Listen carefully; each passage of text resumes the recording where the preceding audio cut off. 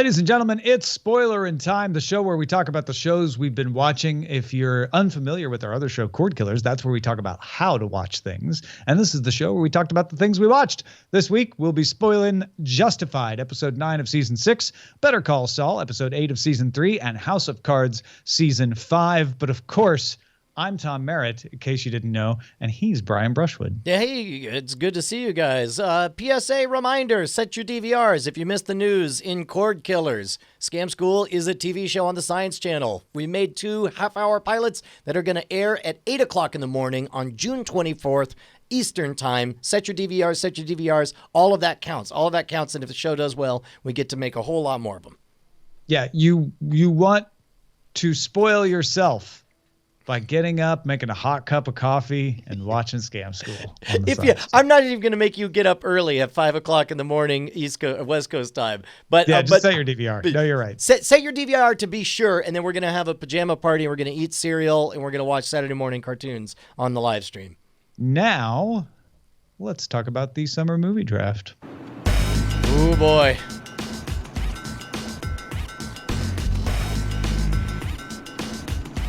I bet you know what I'm going to say, Brian.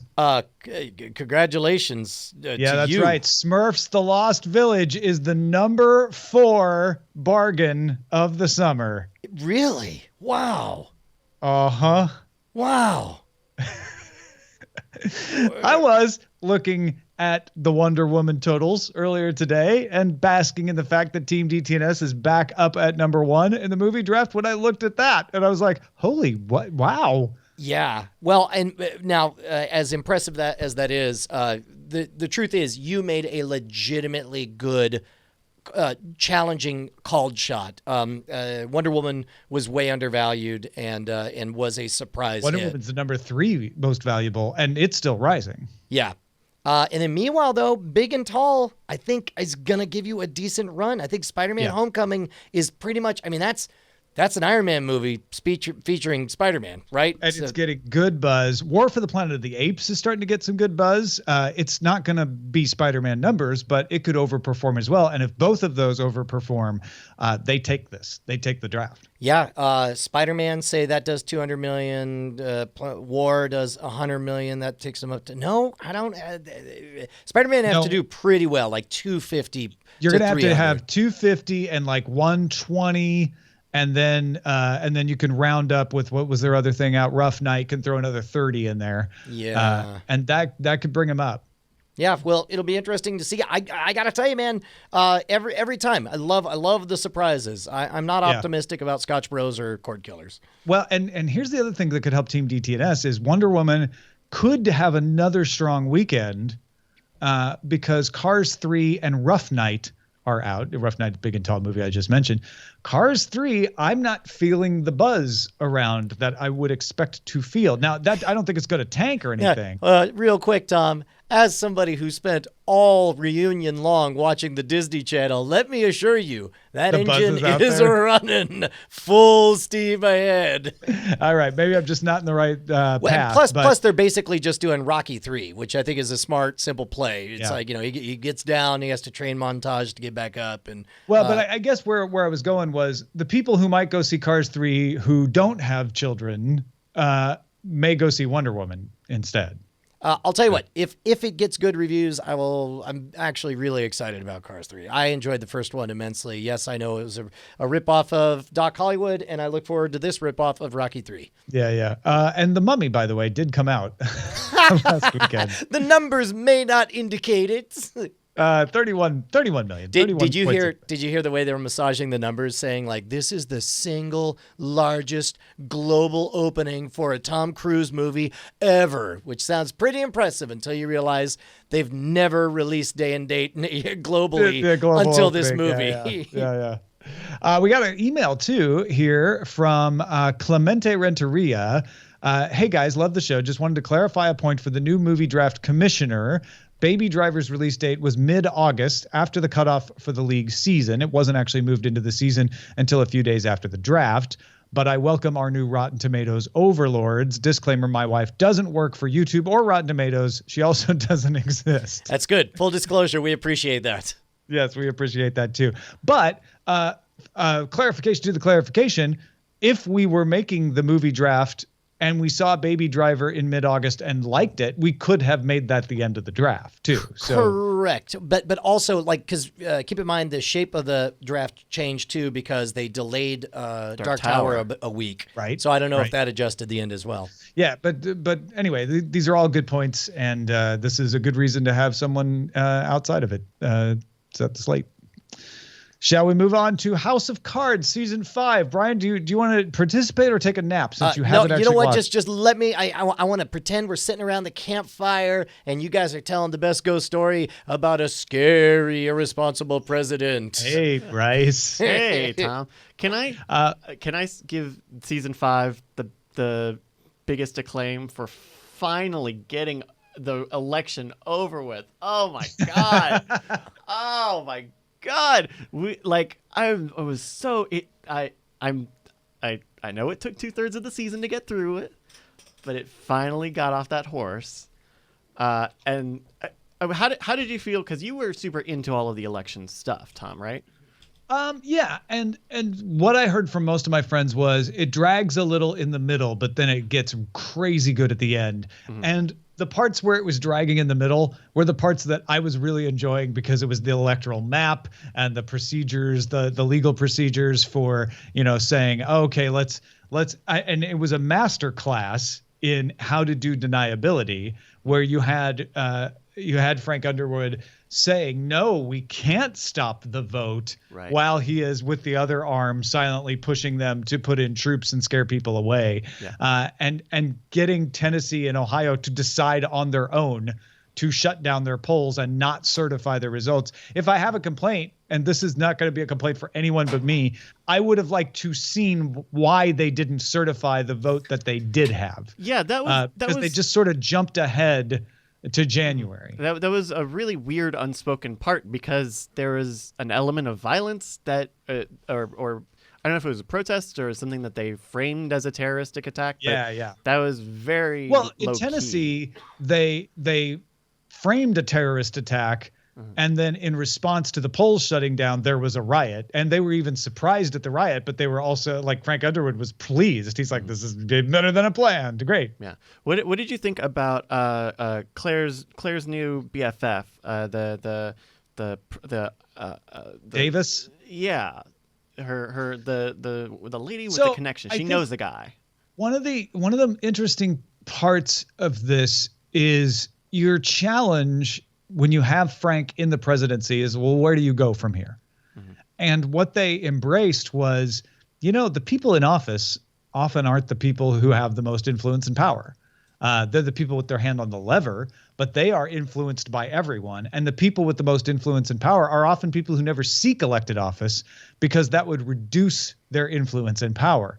So bringing in those characters was a smart move to show, like, hey, there's another level that Frank could move to.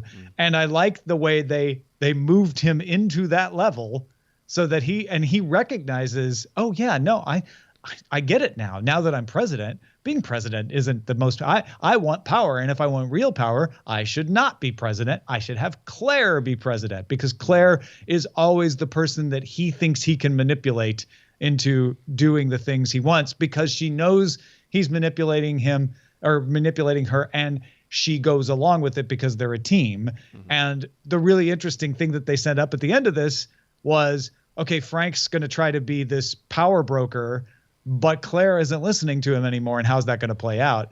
And in that respect, I really liked having those characters like Davis in there. That said, I didn't really like her character that much.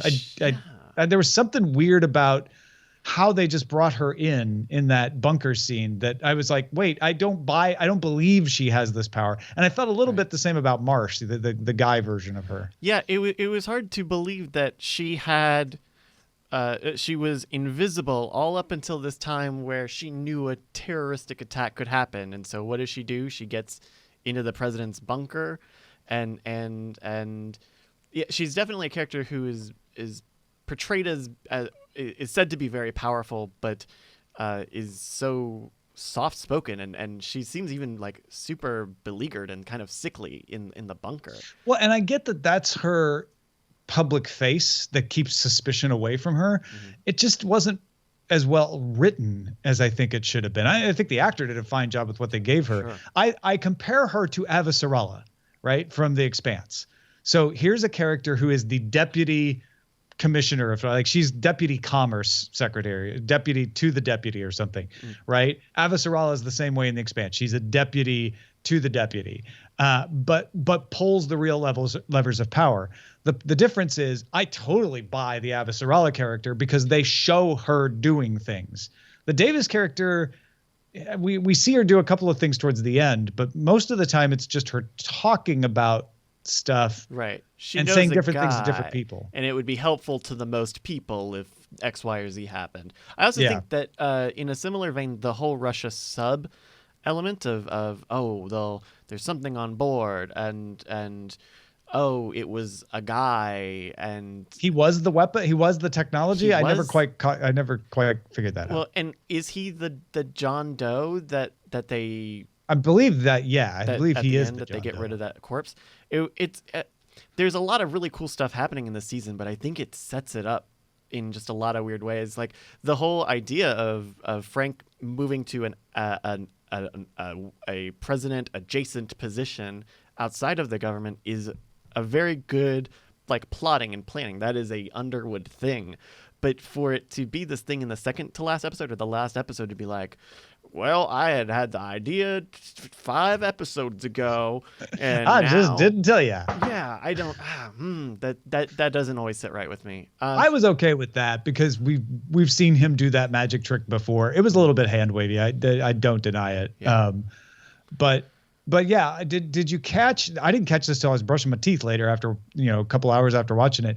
He says, Marsh tells him, we've got 2 special forces guys. They'll keep their mouths shut, and the body's still on ice.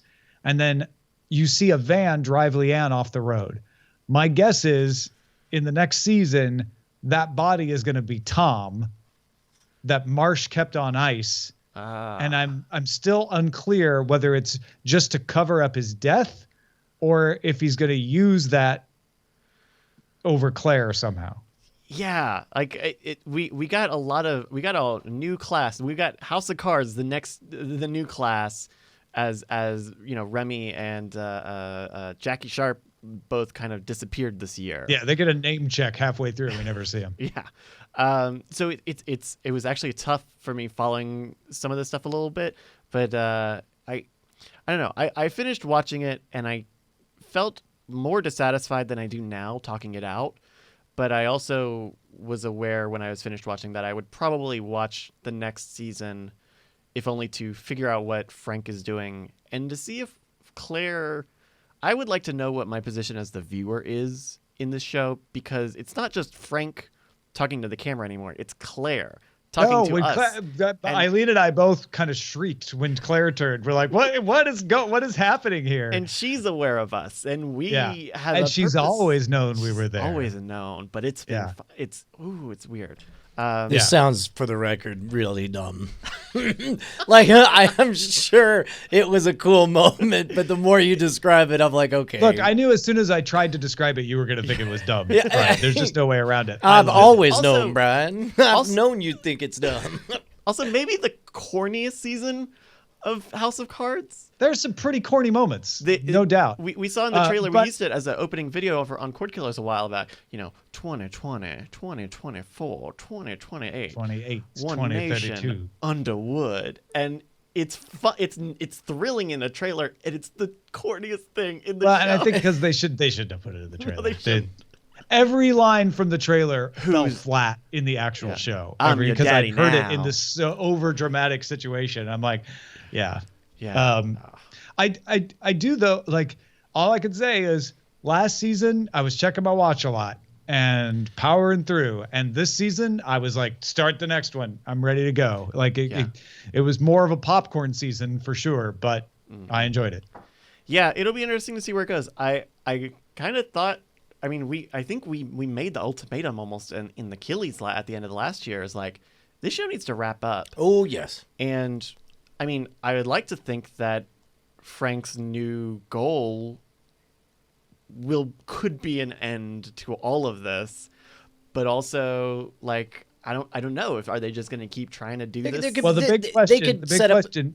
Oh, sorry. I was going to say they could set up a scene, make it like The Shield, where it's like all these random threads all start coming together, and the last one is just him struggling to protect his legacy, and like, I made it, I did it, and then eventually he's in witness protection. Yeah. Yeah. Honestly, it could be because where we're going for next season is a few more murder cover-ups, right? Claire has killed Tom Yates. Frank is still dealing with Zoe Barnes, and Claire is not speaking to Frank, and Frank has very clearly said that if she doesn't pardon him, he's gonna kill her. I'm gonna kill her. I don't think she's not gonna pardon him, but I think she is shutting him out. Yeah. And I think a final season would be. I think a final season next season could be really compelling. Underwood as versus that battle Underwood, where those two finally go head to head. They finally turn on each other. Though, like, I hope it's a different, because we had an Underwood versus Underwood thing. But that was so out of balance. Now she's president. She has her own team. Like now it's worth it. That time it just felt like spite. Yeah. So we'll see. We'll see. I look at this is not I'm not trying to keep this not spoiler. I finished Orange is the New Black's new season, and I thought, man, this would be a good finish for the show. And then I looked on Wikipedia, and there are 2 more seasons coming to that show. Oh, geez. And so I don't know if someone at Netflix is like, hey, keep these shows going or what. But Orange is the new gold. And that's one of those cases where it's like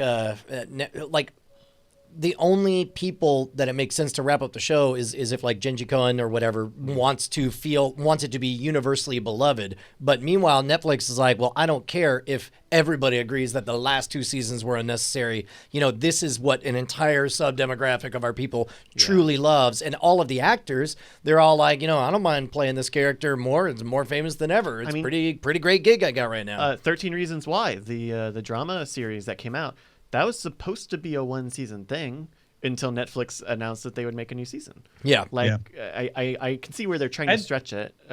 As we heard on Cord Killers, Reed Hastings is out there saying we need to fail more. Yep. So let's make things crazier and weirder. Oh, man. All right. Shall we move on to Better Call Saul, episode 8, season 3, where I titled it personally, Nacho's Shaky Hands. Yeah, so this is the one that opened up. One of the things I love is that we live in an age now where we jump around chronologically and we rely only on subtle clues to figure out if we're in current showtime, past showtime, and it's doubly crazy, because we've got the whole series, except for the parts that don't, takes place in the past. Like the now time is, say, 5 years before Breaking Bad or whatever, and then and you get to current time, and then you get to previous past time. And so in this case, we open up with Slippin' Jimmy in his early days as a con man, grabbing stuff out of his parents' now derelict store. The coins. Yeah. Coin collection. Yeah, that's right. With the guy from Last Man on Earth. Last Man on Earth, yeah. That's the guy who dies later, right? Like his partner? Oh. Yeah. In Better Call Saul, he dies later. Yeah. Correct. Oh, Remember, he has the heart attack or whatever. Let's see. Sklar Brothers also, they come to a head where it's like apparently Saul Goodman is delivering the goods on these episodes, but as often happens, they're refusing to pay for his talents, figuring like, well, we could just do that. How many things have you heard that before? We called the station. Yeah. Right. And then, and so it sounds like even though it's a ramshackle production company, not that I know anything about that, he is delivering the goods and just expects to be compensated. And so he dips into, for the first time, we see Slippin' Jimmy slip. And it apparently works. We see him. Oh, right. We see Slippin' Jimmy get his name. Yeah. He replenishes his wallet, and I am so confused now on whether Kim is going to finally get frustrated with him and ditch him or not, because he did a really poor job of trying to convince her that it was on the up and up. When he's laying there playing the guitar, like that was not. She did not buy that story at all. Well, and she is not a fan of that aspect of his life, and I don't know. That's a good question. Do you think she took that extra work because she doesn't trust his ability to make money, or because she wants independence? A little bit of column A, a little bit of column B. Because she was saying, "I'll pay." I think the answer to your question is yes. Okay. So we also have been seeing the Rocky training montage of Michael McKean getting stronger, tougher every single day, and this was also He's the best shopper around. Those fluorescent lights will keep him down. Yes, and then we had Michael Mondo continue to chew up every moment of scenery in the entire show. So good. And Mike and Gus get married.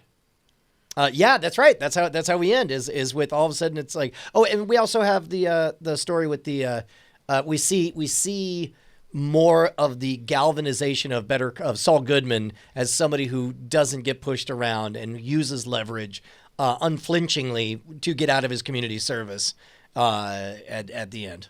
Well, yeah, and my feeling there is strengthened that Saul Goodman is going to set up a practice. Maybe an underground practice for people who can't afford a real lawyer, and that Saul Goodman is going to become I wouldn't be shocked if we have Jimmy McGill with his practice in a year and Saul Goodman with this kind of shadow practice going on, and the shadow practice ends up being a lot more lucrative. That's interesting. That's very interesting. Here's a question. As I believe Jackie mentioned out, Mike's got the metal detector bit, and he finds a dead body out in the Native American land. Do we know who that corpse is? I don't think we do. I think he's been keeping an eye on stuff, and I think what I think it is he we know he's been spying, and we know he has it out for Hector Salamanca's operation. Just wants to tear it up, so he knows where the bodies are buried, and he's I see. Yeah, isn't literally. that the driver of Fring's truck that Salamanca's men killed? His actions. Yeah, they caused to be killed, right? Yeah. Interesting. Oh, so he's putting the heat on Salamanca. Yeah. Yeah. By the way, the other day I saw an old guy walking across the street with a cane or with a walking stick, and I was like, "Oh, look, Hector Salamanca." And Eileen hasn't been watching Better Call Saul, and she's like, "Well, before his accident, I guess." And I'm like, "Oh, my illusion was a spoiler," sort of, because that's what he looks like in Better Call Saul. That's amazing. Yeah. Anyway, yeah. I mean, I got nothing else to add other than I am enjoying it. Yeah, it's always man. You guys never hear us at full ferocity on Better Call Saul because we watch it so early in the week, and we have to remember it by the time it comes around. That's AMC's fault. Yes, I agree. All right, let's finish up with Justified episode 9 of season 6. And the noose keeps tightening around somebody's neck, but I'm not sure whose. They keep moving the noose. And I know that this is a cheesy scene and you probably didn't like it. But I actually, my favorite part of this entire episode was Loretta just stepping up in the middle of the pizza parlor and calling out Avery. This person that everyone else is like afraid to even be near and possibly say the wrong thing. And she just does an idiotic thing. But I loved it. Well, okay. Was I I'm watching that and I'm thinking let me get this straight. You guys decide at a party in front of a federal marshal is the right time to engage in negotiations for a criminal conspiracy. But it's not criminal with the pot, right? The pot is being legalized. So contingent on pot being legalized, it's no longer a criminal conspiracy. Yes, but today and in the story, the pot's illegal there. But the whole premise of their dealings is we're going to buy land to legally grow pot. So I don't think that part is a problem. Sure, it just seemed a little bit like what a ridiculous party where everybody. That didn't bother me at all. What bothered me. Because they're like, I'm sure this actually happened someplace. We're like, hey, this is going to be legal, soon. And so we're moving in to buy up land and get ready for when it's made legal. The fact that it's drugs puts the patina on it. But I think what bothered me more is that after Loretta gets up and makes her speech, everybody just sticks around and keeps drinking his liquor, and he's fine with that. And Avery Markham goes to a corner, like, oh, I gotta figure a way to get everyone back on my side. Yeah. And then now, before we get to the end, I did like the fact that we were flatly given an answer on who the snitch was, and it made sense that it would be Wynn Duffy. Or at least with the clues we had been given. Like, no wonder he would pull a Rasputin and start, whispering in her ear, like, I don't know, might be her fiance. It seems like a good way. It feels like a total Wynn Duffy move to just play all sides against the middle. Right. Although it's kind of strange, like the way Wynn Duffy's trying to convince his boy toy bodyguard, the cute but dumb guy, but because he's like, well, no, but being a snitch is bad. And Wynn's like, oh, you sweet summer child, let's deal with some real stuff here. Yeah, and I don't even. Okay, so then the whole mine thing was ends up not working. Yeah. Okay. Well, so they do, even if nobody knew they were there, they wouldn't have broken through apparently, and they knew they were there, and now they don't catch them, and so it almost felt like they had written the show and realized they got to the climax a couple episodes too early and needed to figure out a way to delay it. I really hated the yanking me in 27 different directions. It's like it's a party where everything's tense. Also, it's a stakeout for the big moment. Also, like this thing where it's like, well, they didn't walk out without the money. It's like, that's so insane. You go in, you notice that they're all trespassing on former municipal underground. They're excavating underneath. They're clearly engaged in an attempt to robbery. They don't just. The cops don't just sit in the bushes and be like, oh, they don't have any money on them. And then, I disagree with you there too. Like, if they go in and bust them now, they bust them on what? Trespassing? Like, that's not going to keep them. They want RICO. They keep emphasizing that over and over. We want a RICO bust. So they're holding out to get that. Yes. Okay. On the flip side, what's the uncle's name that wants to kill Boyd in the wants to kill him by cracking him over the head and then setting up a Bond villain escape scenario and then leave. I don't know. It could have worked. Like, if he'd kept him, if he'd really knocked him out, he would have gotten blown up and died. So, well, yeah. Or you could double tap, and then and they indicated that this is a crime of or an attempted murder of rage and protection. It just seems. I guess again the idea there is, and actually this explains why the explosion didn't make it through to the bank, because he didn't set the explosion to finish the job up there. He set the explosion to finish Boyd. So that actually makes sense to me now. But the idea was, if they find Boyd's body, they aren't going to find a bullet through his head. They're just going to assume that he fucked up and now he's killed himself, right? Sure. And there's no murder investigation. Sure. It was just a wee bit all over the map. Now, no, don't get me wrong. It's fun to see all these characters, and knowing that we're coming up at the end, I understand that there's another character, the character of Harlan itself. We have to get an idea for where Harlan's going to go, and we want to see where Loretta's going to end up or whatever. But a side effect of that is that they're at this place now where there's an awful lot of because reasons happening lately. And I think that's all an attempt to get us to a place where everything's in a nice neat bow. And as a result, I just sort of give them credit that they're not doing too much hand waving. Everything in itself could happen, right? It's like, well, no, he doesn't want there to be a murder investigation, so he wants to make it look like an explosion. No, they don't want to go in and get trespassing because they want the RICO.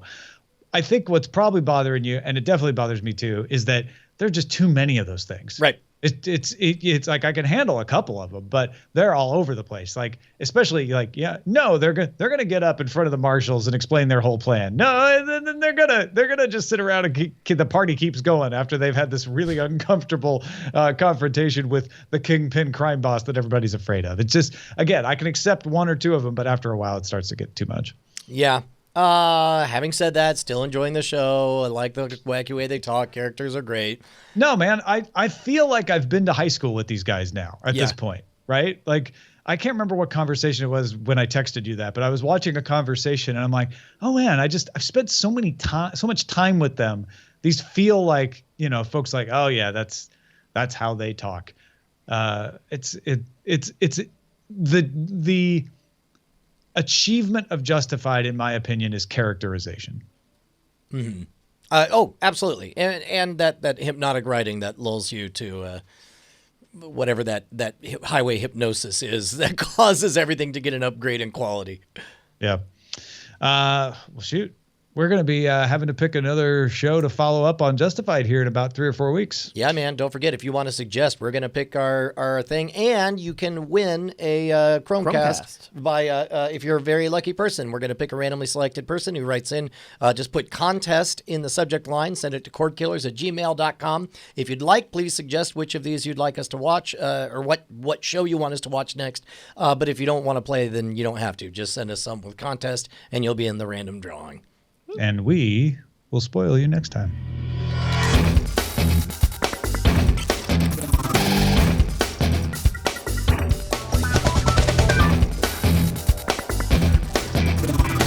Diamond Club hopes you have enjoyed this program.